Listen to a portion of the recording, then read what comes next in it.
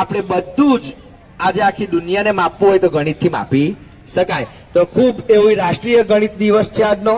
તો એમાં સર્વપ્રથમ કુમારી કૃષ્ણાબેન ચૌહાણને આપણે વિનંતી કરીએ કે તેઓ આજના ગણિત દિવસ વિશેની વાત કરશે.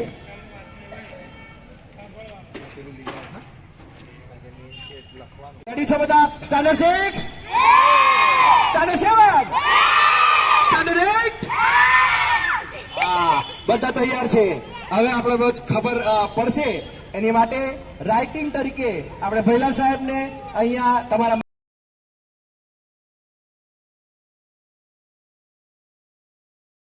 2,95,870.